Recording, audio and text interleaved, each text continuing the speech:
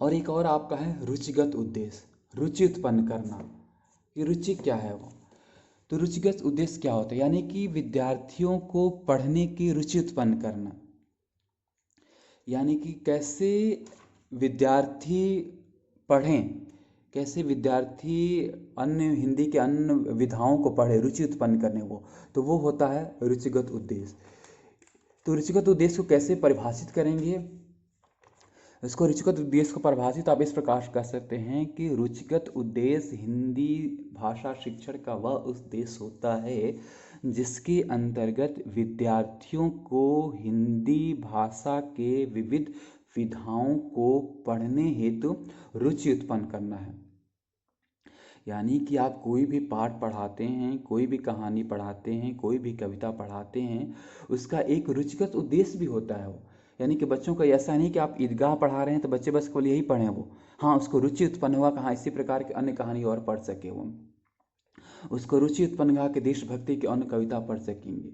ये बहुत ज़रूरी है वो। अगर बच्चों में यह भावना विकसित नहीं होगी वो, तो एक या दो चैप्टर पढ़ने से फिर वो रटने वाली हो जाएगी बात वो। तो वो एक उद्देश्य यह भी होता है कि आप बच्चों में रुचि उत्पन्न करें। तो आप खास तौर से जब लेसन प्लान बनाते हैं तो आप मुख्य रूप से ये तीन होता है, ज्ञानात्मक, बोधात्मक और कौशलात्मक। लेकिन आपका रुचिगत उद्देश्य भी दे रखा है तो उसको भी आपको जानना आवश्यक है कि क्या है रुचिगत उद्देश्य। तो आप इसको लिखेंगे कैसे वो? लिखने के लिए आप अब देखा जाए कि कैसे इनको व्यवहारिक शब्दावली में लेखन क्या होगा, तो लिख सकते हैं कि विद्यार्थी ईदगाह जैसे अन्य कहानियों को पढ़ सकेंगे। विद्यार्थी मुंशी प्रेमचंद जी द्वारा लिखित अन्य कहानियों को पढ़ने में रुचि ले सकेंगे। विद्यार्थी हिंदी भाषा की अन्य विधाओं को पढ़ने में रुचि ले सकेंगे। तो ये हो जाएगा आपका रुचिगत उद्देश्य, यानी कि विद्यार्थियों में हिंदी भाषा के रुचि का क्या कहेंगे, विकास कराना वो। तो जो आपका ये 2.4 है, इसमें है कि यही मुख्य चार चीज़ें हिंदी शिक्षण के ज्ञानात्मक, बोधात्मक, कौशलात्मक और रुचिगत उद्देश्यों का निर्धारण। यानी कि आपको पता होना चाहिए कि ज्ञानात्मक उद्देश्य क्या है, बोधात्मक उद्देश्य किसे कहते हैं, कौशलात्मक उद्देश्य किसे कहते हैं और रुचिगत उद्देश्य किसे कहते हैं। अगर ये चीज़ें आपको पहले तो इनकी परिभाषा पता होना चाहिए। ज्ञानात्मक उद्देश्य कैसे कहते हैं वो, कि वह उद्देश्य जो एक ज्ञान स्तर पर होता है, यानी कि सबसे निम्न स्तर का है वो। बोधात्मक क्या होता है, इससे ज्ञानात्मक से ऊपर स्तर का होता है जिसमें बोध होता है। कौशलात्मक उद्देश्य को परिभाषित करेंगे और रुचिगत उद्देश्य को, इनको परिभाषित करेंगे वो। और फिर 2.5 का एक पार्ट जो है वो कि विशिष्ट उद्देश्यों का व्यावहारिक शब्दावली में लेखन, जो आपका प्रयोग होगा खास तौर से ज़्यादा जब आप पाठ योजना पढ़ाने जाएंगे जो आपके नेक्स्ट सेमेस्टर में है वो। तो इनका व्यावहारिक शब्दावली में लेखन कैसे करेंगे वो, तो जैसे हमने सबके लिए आपको वो जो शब्द क्रिया है वो पता होना चाहिए। कौन कौन से थे? ज्ञानात्मक के लिए प्रत्यास्मरण करना, प्रतिविज्ञान करना, अंकित करना, सूचीबद्ध करना, त्रुटि निकालना, ये सब है आपका ज्ञानात्मक उद्देश्य का। बोधात्मक उद्देश्य में कौन कौन सी क्रियाएं थीं?